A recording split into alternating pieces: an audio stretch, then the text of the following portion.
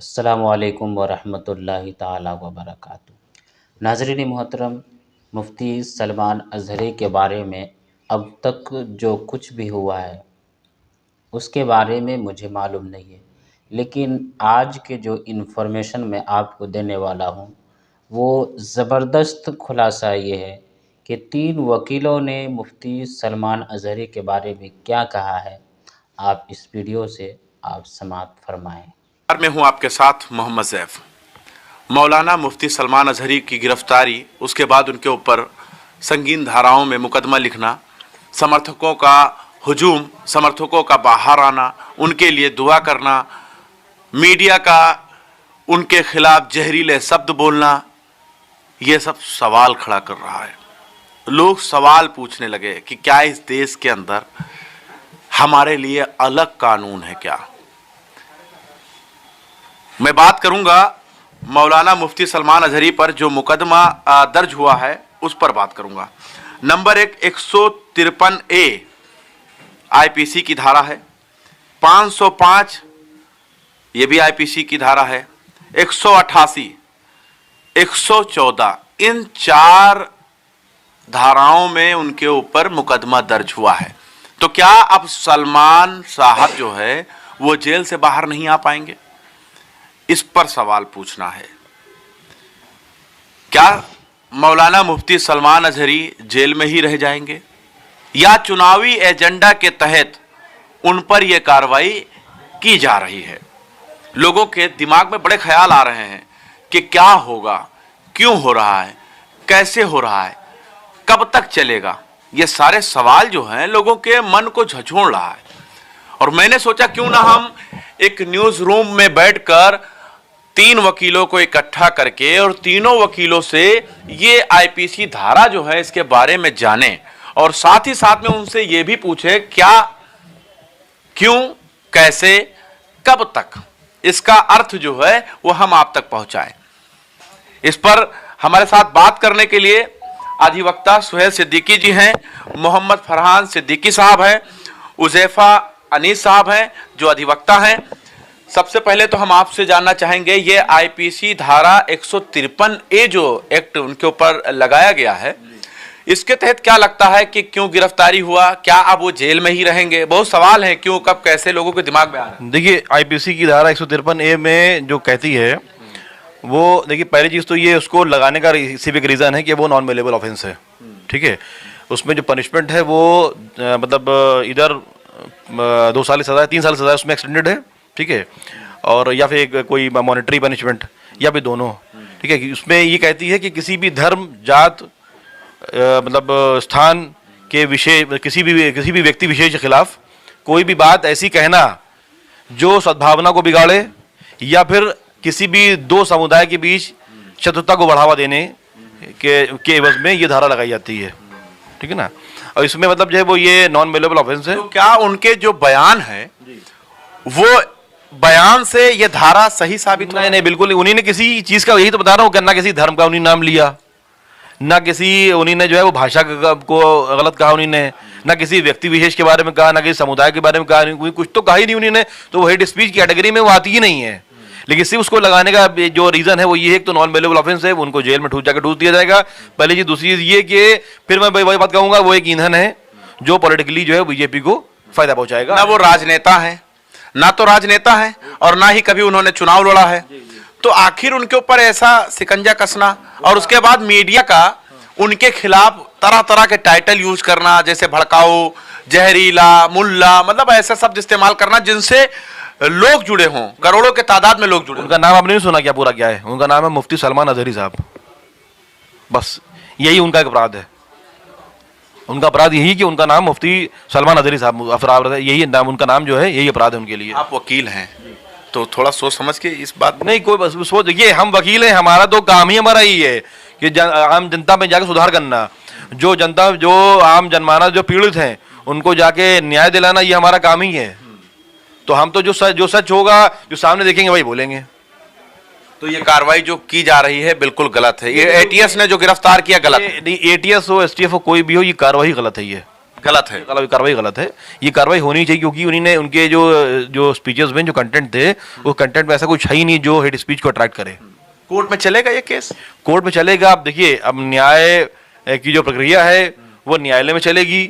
अब जो होना था वो तो न्यायालय तक पहुंच पाता है केस कोई? अगर पहले ही जजमेंट आ जाता है मीडिया द्वारा, जजमेंट, भाई मीडिया ट्रायल चल रहा है, ये तो मीडिया ट्रायल है। मीडिया सब कुछ तो कह ही दिया कि वो हेट स्पीच है, वो मुल्ले हैं, वो ये है, वो है, सब तो मीडिया तो कह रही है ना। ये 3 दिन से मीडिया चिल्ला रही है इसी बात को। अब यहाँ अच्छा 30 दिन तो चिल्लाएगी मीडिया। 153 पे आपने इतना विस्तार में बता दिया कि लोग कंफ्यूजन में आ जाएंगे। अब यहां पर 505 पर चर्चा करेंगे तो आप सोचेंगे कि ये कौन सी धारा है भाई। 153 पे हम बात कर रहे थे, सोहेल सिद्दीकी से वो बता रहे थे 153 का इतना बड़ा विस्तार कि आप सोचे होंगे कि ये जब 153 इस तरह है तो 505 क्या है, क्योंकि धारा 302 का भी आता है। तो लोग सोचे होंगे 505 क्या होता है। तो 505 के ऊपर भी लोगों की निगाहें जो है वो टिकी हुई है। लोग सोच रहे होंगे ये कौन सी धारा है। 505 आईपीसी वो है जिसमें दो समुदायों के विभिन्न के बीच ऐसे कोई असत्य कथन कहे जाएं जिनसे शत्रुता दोनों समुदाय के बीच पैदा हो या घृणा पैदा हो या वैमनस्य स्थापित हो जाए। लेकिन सलमान अजहरी साहब ने ऐसा कोई बयान नहीं दिया जिससे दो समुदाय के बीच में कोई दंगा फसाद लड़ाई झगड़ा या उनके द्वारा किसी विशेष समुदाय का नाम लेके उसको संबोधित किया गया और कुछ नहीं किया गया। तो 505 आईपीसी का सेक्शन उन पे नहीं बनता। लेकिन 505 आईपीसी गैर जमानती संज्ञा भाई क्या रसूल अल्लाह बोले थे ना एंडिंग में, लब्बैक रसूल अल्लाह एक धार्मिक नारा है, उन्होंने अपना भाषण खत्म करते टाइम आखिरी में किया लब्बैक या रसूल अल्लाह। तो ये तो एक धार्मिक नारा हुआ, लेकिन हमने किसी विशेष समुदाय को तो घोषित नहीं किया कि हम तुम्हारे लिए ये करेंगे या कुछ। तो 505 का कोई अपराध नहीं, यहाँ पे उनके द्वारा कोई असत्य कथन नहीं कहा गया, किसी भी विशेष समुदाय को निशाना नहीं बनाया गया। उसने लेकिन गिरफ्तार कर लिया है तो जाहिर सी बात है इतनी बड़ी धारा होगी तभी तो उनको गिरफ्तार किया। आप लोग तो ऐसे छोटे छोटे धारा बता रहे जैसे लग रहा है कि उन्होंने कोई अपराध ही नहीं किया हो। अरे तो ये तो मीडिया बता रही है ना, अपराध अगर हुआ है तो आप लाइए। देखिए आप मीडिया हैं, अगर आप ही सत्य का साथ छोड़ देंगे तो कुछ नहीं होगा। आप मीडिया का ट्रायल चल रहा है, मीडिया तो सब कुछ बताती चली आ रही है। तो न्यायालय किस लिए बना है? न्यायालय में प्रक्रिया है, न्यायालय आप साबित नहीं कर, अगर अपराध हुआ है तो उसको साबित करने के लिए न्यायालय है, न्यायालय साबित करेगा, पुलिस विवेचना करेगी। लेकिन मीडिया पहले ही अपराधी घोषित करे दे, ये कहाँ का न्याय हुआ? अभी लाखों लोग होते हैं जिनको कुछ नहीं होता, वो बेचारे जेल में है, सड़ रहे, बाद में उनको बाइज्जत बरी कर दिया जाता है। तो उनको साथ जो मानसिक प्रताड़ना होती है उसको कौन देखेगा? तो आप ही हैं जो सत्य का साथ देंगे। अगर मीडिया ही गलत साबित करेगी तो कैसे? जहरीला मुल्ला पता नहीं क्या क्या शब्द बोल रहे, सिर्फ एक मुसलमान विशेष समुदाय को निशाना बनाने के लिए, अपने टीआरपी हाई करने के लिए है, बाकी कुछ नहीं। बाकी कुछ नहीं नजर आ रहा आपको। देखिए 505 की जो धारा है वो भी धाराशाही हो गया। साफ कहना है कि देखिए ये दो धारा आपने समझ लिया होगा, 153A 505। लेकिन एक चीज और हम जरूर कहना चाहते हैं कि हैदराबाद के एक कद्दावर नेता है, भारतीय जनता पार्टी में है, उनका नाम टी राजा है। भद्दी भद्दी गालियां देते हैं, लेकिन उनके लिए मीडिया द्वारा कोई भी ऐसा खबर नहीं चलाया जाता, ना तो उनको हेट स्पीच में शामिल किया जाता है, ना तो उनको भड़काऊ में शामिल किया जाता है। लेकिन अगर जो नेता नहीं है वो बोल देते हैं तो उनके ऊपर कार्रवाई हो जाता है। अब हम समझने की कोशिश ये करेंगे कि धारा 114 के तहत जो मुकदमा दर्ज हुआ है इससे क्या होगा, क्यों होगा, इस पर बात करने के लिए फरहान साहब क्या कहेंगे? देखिए धारा 114, अब एटीएस ने अगर गिरफ्तार की है तो आपको क्या लगता है कि धारा 114 कितनी बड़ी होगी? भाई कम से कम आजीवन कारावास होना चाहिए उसमें, या फिर उसमें पनिशमेंट जो होना चाहिए वो डेथ पनिशमेंट होना चाहिए। लेकिन 114 क्या है? 114 बहुत हल्की धारा है जिसमें एक्सटेंडेड टू 3 ईयर्स। ठीक, तो यही मालूम चलता है कि एटीएस अगर गिरफ्तार करती है तो भाई बहुत संगीन धारा होगी। हम आपको बता रहे हैं कि 114 क्या है। 114 है मात्र किसी व्यक्ति द्वारा उकसाया जाना किसी को, चाहे वो व्यक्ति उस जगह पर मौजूद हो या ना हो। तो मौलाना साहब ने उकसाने वाली ऐसी कौन सी बात कह दी थी जो उनके पूरे उसमें भाषण में है? उन्होंने कोई ऐसी बात नहीं कही, पहली चीज। और दूसरी चीज, 114 कोई इतनी बड़ी धारा नहीं है कि जिसके ऊपर एटीएस अरेस्ट करे, ऐसी कोई बहुत बड़ी धारा नहीं है। लेकिन गिरफ्तार किया है ना। अब अगर गिरफ्तार, हम तो ये कहते हैं कि मीडिया जिस हिसाब से ट्रायल चला रही है, कोर्ट्स में लगा देने चाहिए ताले और मीडिया ही ट्रायल करे। भाई यहाँ तो एफटीसी का प्रोविजन है, भाई 1 हफ्ते के बाद डेट लगती है, फिर हर हफ्ते डेट लगती है एफटीसी में। ठीक, उसमें ये दिया जाता है कि जो भी अभियुक्त है उसको जल्द से जल्द पनिशमेंट दे दिया जाए। लेकिन हम तो ये कहते हैं कि इसमें भी ताला लगा करके मीडिया को ही ट्रायल दे देना चाहिए। सुबह आएगी न्यूज़ और रात तक उसको अरेस्ट करके जेल वेल भेज करके उसको सजा सुना दी जाएगी। बेहतर तरीका ये है कि मीडिया को ही ट्रायल दे देना चाहिए और जो न्यायालय है न्यायालय में ताला लगा देना चाहिए हमारे हिसाब से। मतलब ताला लग जाना चाहिए। ताला लग जाना चाहिए भाई, मीडिया ही जब कोर्ट है तभी तो लोग को भरोसा है। अब कोर्ट पे ताला लग जाएगा तो कैसे? कोर्ट पे ताला इसलिए लग जाना चाहिए कि जब मीडिया ही पूरा पूरा ट्रायल लड़े ले रही है तो कोर्ट क्या कर रहा है? फिर कोर्ट किस लिए बना है भाई? जब तक के जो अपराध साबित ना हो जाए अपराधी के ऊपर तब तक के वो अपराधी नहीं है। लेकिन मीडिया क्या करती है? मीडिया उसको पहले ही अपराधी बना देती है, जबकि ऐसा नहीं होना चाहिए। कम से कम आप ये देखिए कि उसके ऊपर आरोप लगा है, अभी सिद्ध नहीं हुआ है। सिद्ध कौन करेगा? सिद्ध तो न्यायालय करेगा ना, या मीडिया शायद सिद्ध कर देगी। तो मीडिया को ऐसे लांछन नहीं लगाने चाहिए, पहले तय तक जाना चाहिए कि क्या इसकी सत्यता है और क्या नहीं। बिल्कुल। देखिए 3 धारा तो हम समझ गए हैं और चौथा धारा जो लगा है उस पर हम चर्चा करेंगे।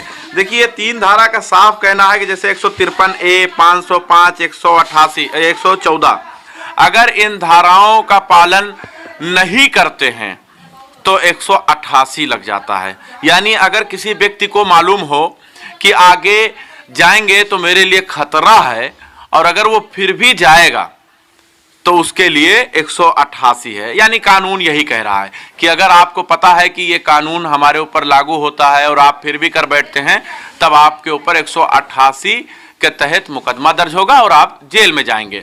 लेकिन अब इन सारे सवालों से आप हो सकता है अभी तक बेखबर रहे होंगे, लेकिन अब आपको खबर लग गई है कि इन धाराओं से मौलाना मुफ्ती सलमान अजहरी को कुछ नहीं होगा। वो बहुत जल्द आपके बीच में होंगे, हो सकता है। बिल्कुल बिल्कुल बिल्कुल बिल्कुल हो सकता है। वो उनके ऊपर कोई संगीन आरोप मतलब जो लगाना चाहा है जिन्होंने वो बनता ही कुछ नहीं है। और हमें, क्योंकि हम एक अधिवक्ता है और हमें जो है वो न्यायपालिका पे पूरा विश्वास है कि वो उनके साथ में इंसाफ करेंगी। और अगर लड़ना मौका उनका केस मिला तो मैं उनका केस जो है वो फ्री ऑफ कॉस्ट लड़ूंगा। आप फ्री में लड़ेंगे? फ्री ऑफ कॉस्ट उनका केस लड़ूंगा। और वैसे भी हम लोग तो वैसे भी सिद्दीकी लीगल एसोसिएट्स हम लोग जो है आम जनता के लिए समर्पित अधिवक्ता हैं। और हम लोग जो है वो ऐसे इस तरह के जो लोग हैं जो मतलब फॉल्सली इम्प्लीकेट किए जाते हैं सरकार द्वारा, जो मतलब जानबूझ के जो घुसड़ा जाते हैं जेलों में, उनको छुटाने का हम लोग काम जो है वो आप सलमान के लिए मौलाना मुफ्ती सलमान के लिए फ्री ऑफ कॉस्ट केस लड़ेंगे उनका।